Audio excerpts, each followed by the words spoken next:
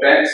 Tony Perez, he is the Air Force veteran. He joined Air Force in 1980 after being undertaken. I'll talk all about that. So, he served in the Air Force and after his transition now, he worked at Lockheed Martin. Today, he's our speaker. He's neighbors of Kirk and Emily Latch. That's how he volunteered to speak today. Yeah, short notice. That's why I couldn't bring some more pictures, but he's been here for the last, I want to say, year, a little more than that.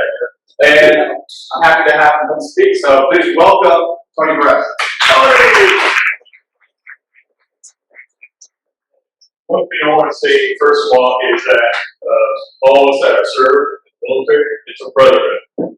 So it's not back in the day, in the 80s and stuff, we hear about people say, I'm a Marine Corps, Air Force sucks, Air Force, Air Force, the Navy, and the Coasties, and so we know we're one team.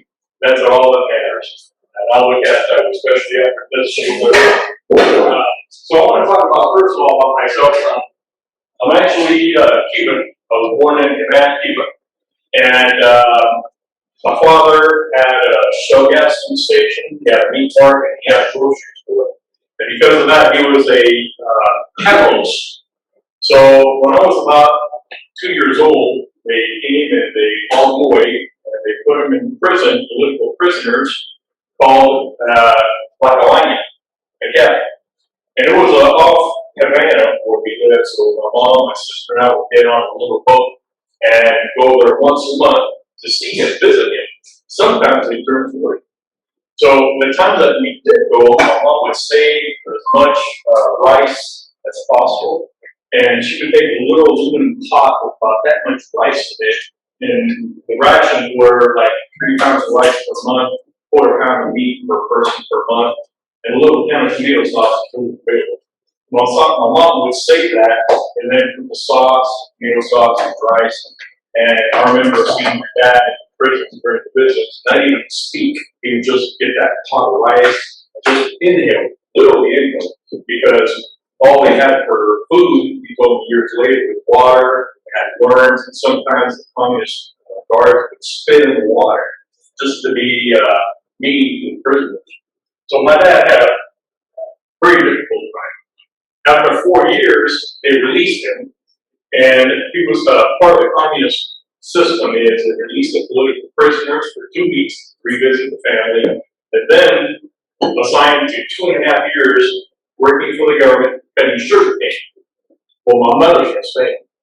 So during that 2-week period, the Spanish embassy, when it was open back then, they shut it down later, gave us one-way tickets to Spain. They gave my dad a Spanish passport, and we left with the clothes we were wearing in Spain. I mean, nothing. We couldn't carry luggage.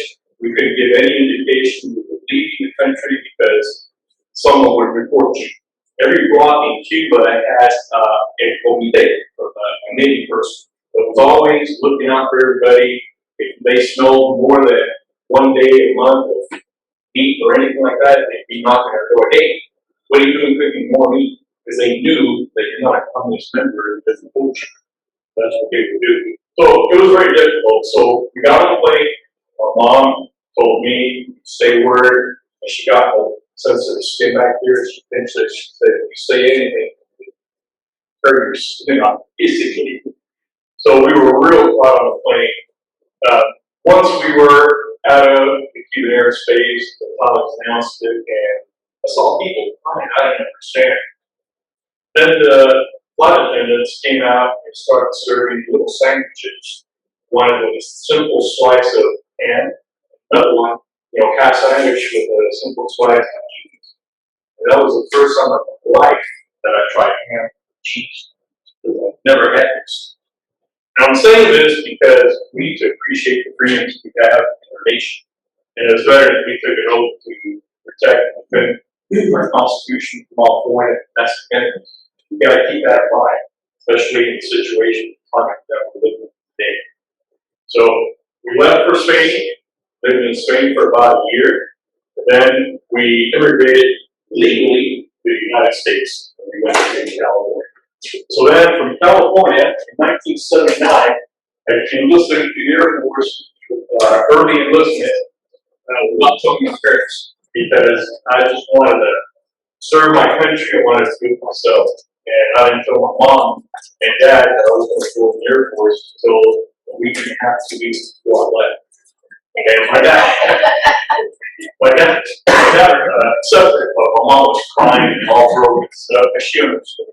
And it's the best decision I made in life. Went to basic training, went in 17 November 1979. Basic training was 12 August 1980. That was, of course, for the Air Force. It's Blackburn Air Force Base, Texas.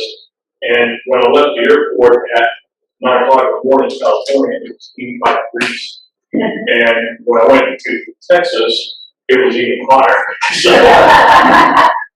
And there's another story behind that too. When I went to do my first assignment. So these are my favorite assignments. I've been to many assignments in skilled leadership school, in skilled academies, senior skilled academies, and all those had varying times that I was to those schools, just developing my management skills, my people skills, focusing on personnel versus self. That's one thing that you learn in the military. Think about your people first, self last. Plattsburgh Air Force Base was my first assignment. We have beautiful FP-100 bombers there. I should have brought a model. I have a model for Lockheed that makes go the FP-111. But anyways, that was my first assignment. 1 January 1981 is when I finally went to Plattsburgh Air Force Base. And California was like 80-something degrees in the morning. It was record heat 1 January. By the time I got to Plattsburgh, we were driving in the taxi. Well, by the way, the flight went from the convention to Chicago, from Chicago to Albany. And then from Albany, we were supposed to take a small plane to Plattsburgh Air Force Base. Well, there was so much snow that they canceled the flight.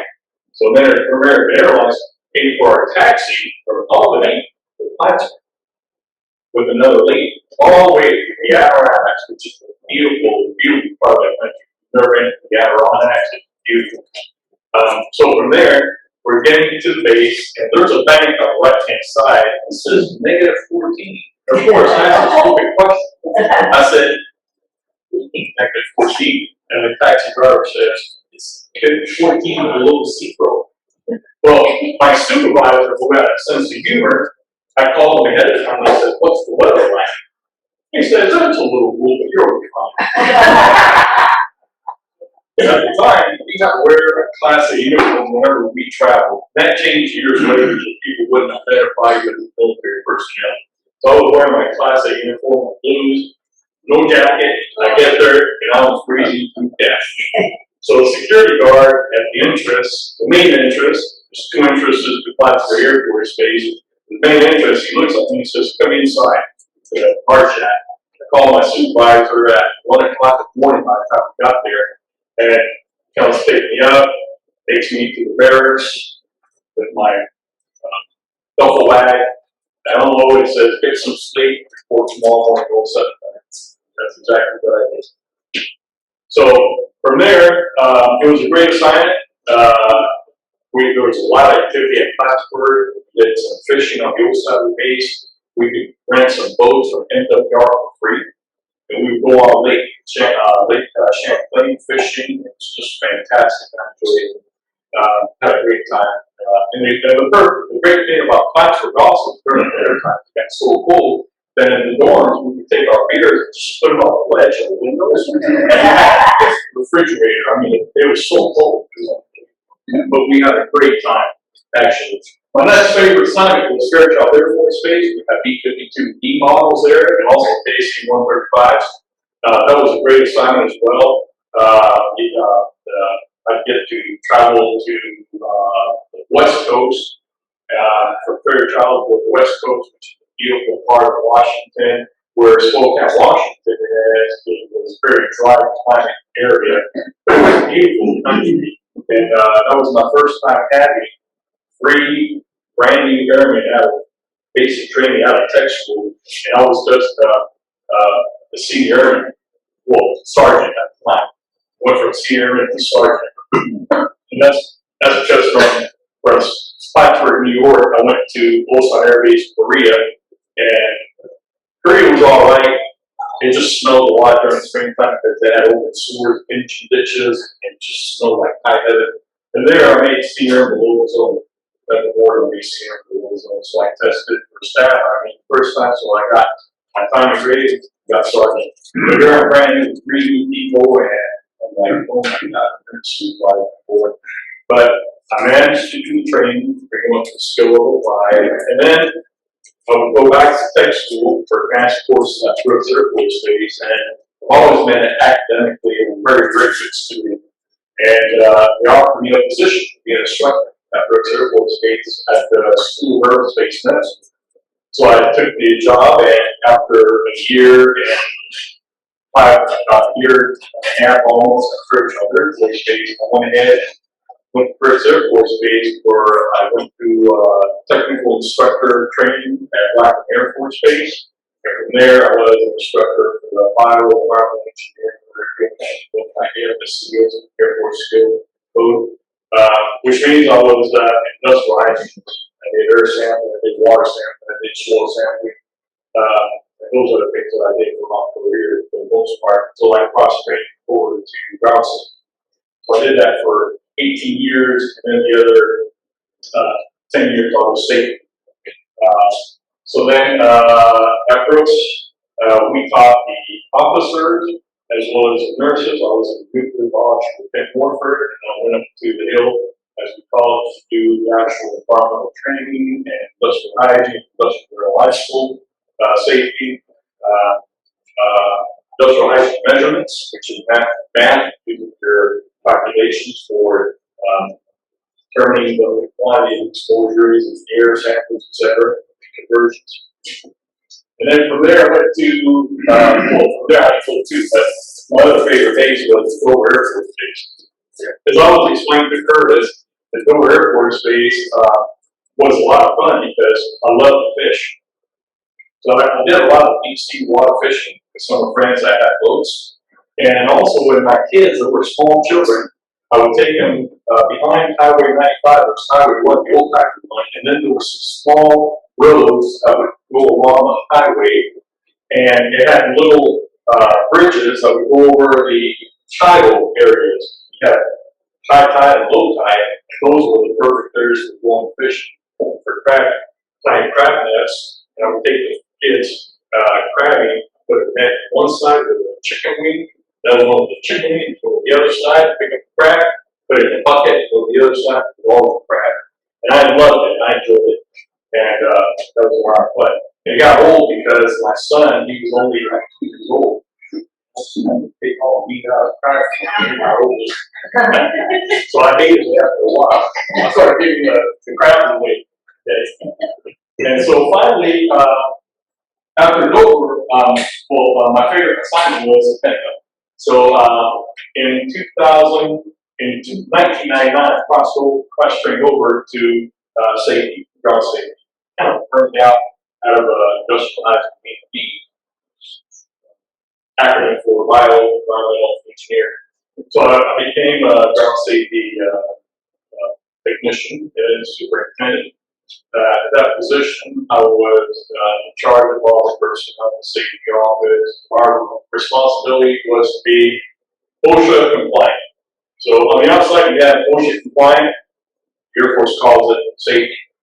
And we look for trips and falls, we find safes, lock out, tag out. We look at all those aspects of OSHA compliance. And that was a lot of fun. And that was actually a stepping stone for me to get hired by Lockheed Martin. Okay, well, here's pictures of myself when I had hair. Perez Air Force Base with my first daughter. She was firstborn.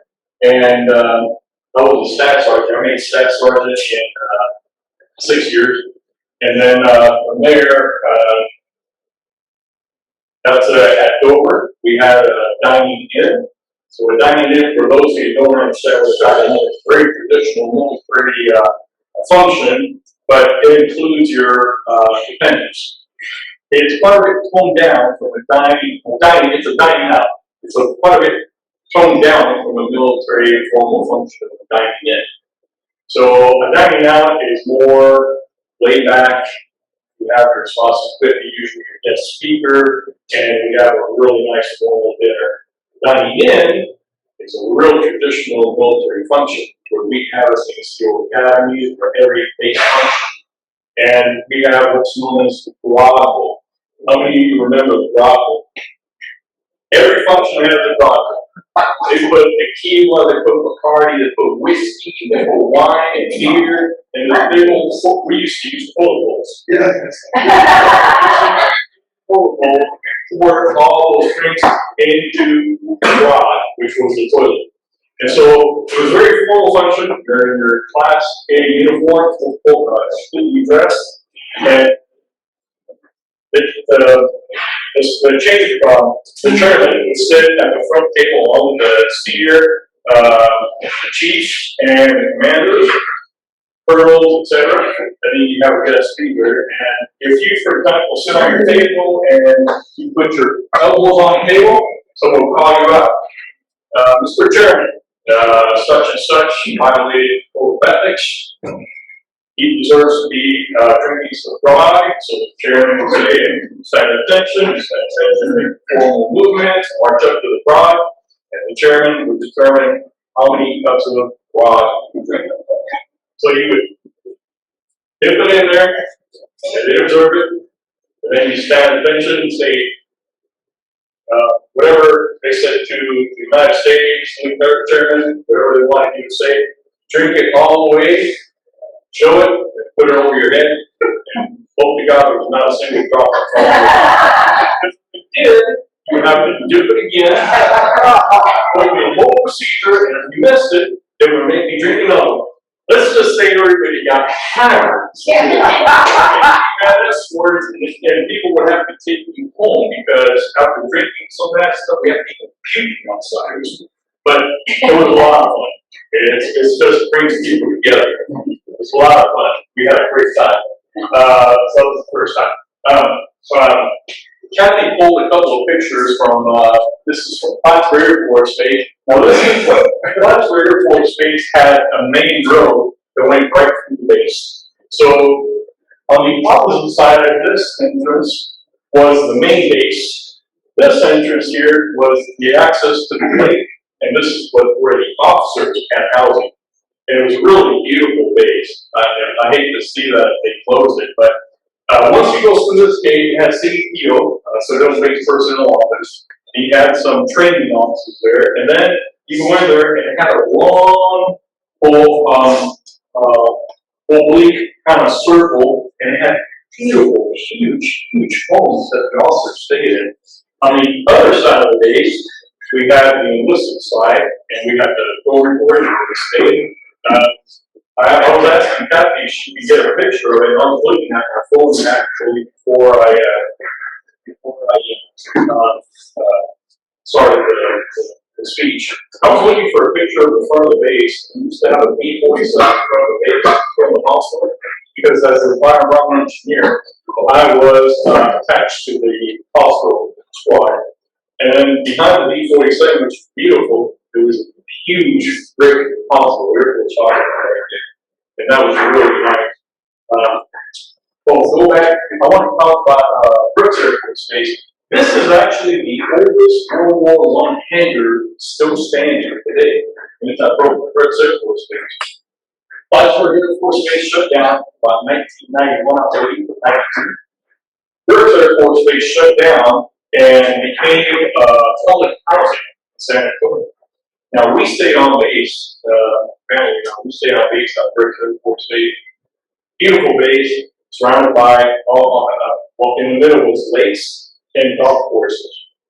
Air Force, you go in Air Force Base, we have golf courses. I don't know about the Marine Corps Navy bases, but we have golf courses. It was beautiful. We go out there with the kids and feed the ducks, take a whole loaf of bread. It was just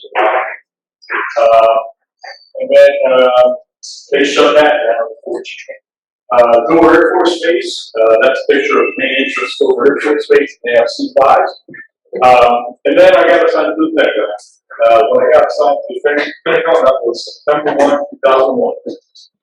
If you're a Marine Corps or Navy, you go to defense, you're only for in-processing at your medical treatment facility. If you're Army, you go to Walter Reed in process. And if you're Air Force, you go to the Medical Center for academic difference. Well, I was in processing. I was friend of Virginia. So I would take the Virginia Railway Express up to LaFont Plaza, change over and take the Metro to the nearest metro station near Andrews Air Force Base. And from there, I knew Chief Ralph Cruzan to take me up. And he took me back to the base. So I was in processing. I was at one of the clinics in processing. And I'm looking at the screen. I see the second plane hit the tower. It's live. And it said live. I'm asked a stupid question. Where's that city? It says live. Because it just hit our witness. And then I saw the smoke from the Pentagon. And they were yelling, Pentagon's gonna hit, Pentagon's gonna hit. And they're saying, close the blinds. And I'm thinking, it's daytime. You can see. Why are you going to close your blinds? But that's just a mentality that you can bring in mind, not time operation, or to close the blinds so you can see. But that happened, so now I got a big problem. I'm stuck there, I have no transportation because they shut down the Virginia Railway Express, they shut down the Metro, they shut down I-395 that goes around Pentagon, and they shut down everything. As a matter of fact, if you were up in Europe flying a plane, they brought down all the planes immediately from the nearest airports because simply we didn't know what was going on. The one thing I did observe was Andrews Air Force Base. I have a Marine Corps Flight Squadron F-18. They have an Air Force F-16 observer guard base there. We have what's known as a 747 Ghost Ship, which is all white, has a big laser pod on it.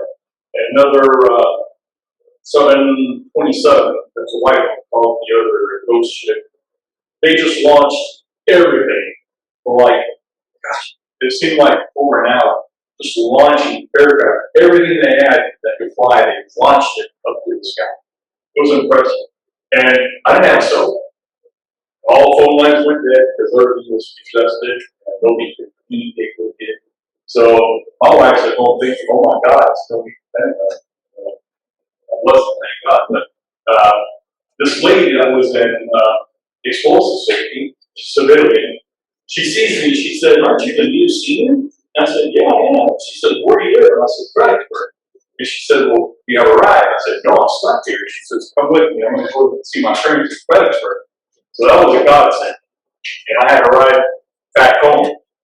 After that, I got so. So anyway, so after that, the chief and the colonel call me and they say, "Hey, we don't know what's going on. Just stay home for 10 days, see what's going on." That's what I did. And then after that, I got recruited by Lockheed Martin before I even retired. I finished my master's degree in occupational health and safety on the train, Railway Express. I took a week at classes. I had finished my bachelor's in environmental science as well. Before, when I was in Perez Air Force Base in Austin, Ford University. Before I was retired, Lockheed Martin was calling me. I don't know how to get your number, but they're calling me. They're offering you these positions to come for an interview. And the first one they called me for was in Marietta, Georgia. Well, I hate humidity. And so I said, "No, do you have anything else? I don't want to be here in humidity." And so they said, "Well, we'll keep looking for it. We have a facility at Fort Worth. Wow, facility at Fort Worth." And at that time, the F-22 was already being built at Fort Worth facility here in Lexington. And then they were talking about producing the F-35. So in September, they called me and they said, "Hey, we got an internal auditor, ISO 14001 position at Fort Worth facility if you're interested." Sure enough, I said, "Yeah." So I had my ceremony, retirement ceremony, in July 2007. but I had like 120 days of vacation that I had to earn. So what I did is I said, okay, well, I'm going to have terminal leave, and the good thing about it is I have me sign my paperwork, so I'm going to have to go back to sign my final paperwork after my terminal leave is over. So I went out there, I was working for the Department of the Army, doing ESO tests, environmental safety, occupational health compliance, and management program audits for different bases, but other than Air Force bases, because that would be a conflict of interest. So they exempted me from Air Force installations. So I went to Navy bases, Army bases, Marine Corps, Navy, etc. And then I flew out there on a Friday night to Lockheed Martin, and they did an interview on Saturday morning with me, and they made me call. So December 3rd, I reported to Lockheed Martin, 2007, and I started working for Lockheed Martin as an internal auditor in 2004. I think it was 2004. I cross-trained over, no, 2014. I cross-trained over to F-35 manufacturing supervisor. I did that at 26 people working on the F-35 program. Long hours, both 14 hours depending on staff meeting, depending on any failures, any defects, etc. Maybe talk to leadership, etc. about employee, discipline reaction, they're going to be, cost going to be, etc. And I did that. I had 26 employees. I worked the first shift, second shift, the third shift, which I hated. If I was younger, I could handle that, but I'm getting old. I can't handle it. I was awesome. And so, in June 2019, no, 2000, what was it, 18? Yeah, 2018, they gave, were doing layoffs. And I was going to quit anyway because I was so exhausted. Quite frankly, what ended my career at the Pentagon is I was paid chief, but what ended my career is the colonel at the Bill of Rights of the Pentagon said, you're done because I got lost in flights. Well, not worldwide unfortunately. So, in 2015, we reviewed my entire form, and that changed my disability rating to 100%. And then working at Lockheed, I was on energy, etc. And I said, give me the layoff. This guy wants his job. I want to leave. So they gave me a voluntary layoff. They kept me in. I was like, happy. And I was in. So now I'm retired early. I don't need to really work. I was putting like $1,000 a week towards my 401k at Lockheed when I started with the stock was $49 a share. And now it's like $380 a share. So I don't need to work. My Air Force retirement is so I'm blessed, I'm happy, and I miss my Air Force career. Best career I ever had. People, I still stay in contact with people that I've known for many years. And my story. Thanks so much.